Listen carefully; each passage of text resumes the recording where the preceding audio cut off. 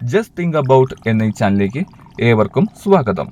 ഇന്ന് നമുക്ക് സോഡയെക്കുറിച്ചുള്ള രസകരമായ കുറച്ച് കാര്യങ്ങൾ കേട്ടാലോ. ഇന്ന് നമ്മൾ ഒരു പാനീയമായി ഉപയോഗിക്കുന്ന സോഡ 18-ാം നൂറ്റാണ്ടിൽ ദഹന സംബന്ധമായ അസുഖങ്ങൾക്കുള്ള ഒരു മരുന്നായി പ്രചാരത്തിൽ വന്നതാണ്. 1767 ജോസഫ് പ്രീസ്ലി എന്ന ശാസ്ത്രജ്ഞനാണ് ആദ്യമായി വെള്ളത്തിൽ കാർബൺ ഡയോക്സൈഡ് ലയിപ്പിച്ച് കാർബണേറ്റഡ് വാട്ടർ അഥവാ സോഡ നിർമ്മിച്ചത്. ഇതിന് അദ്ദേഹത്തിന് റോയൽ സൊസൈറ്റിയുടെ മെഡൽ ലഭിച്ചിരുന്നു.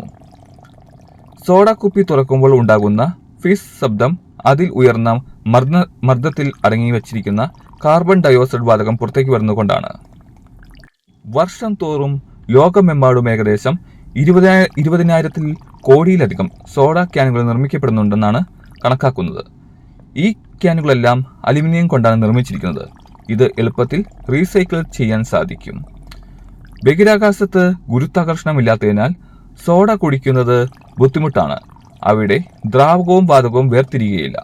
ഇത് വയറിനുള്ളിൽ അസ്വസ്ഥതയുണ്ടാക്കാൻ സാധ്യതയുണ്ട്. 1985 സ്പേസ് ഷട്ടിൽ ചലഞ്ചറിലാണ് ആദ്യമായി സ്പേസ് ക്യാൻ വഴി സോഡ പരീക്ഷിച്ചത്.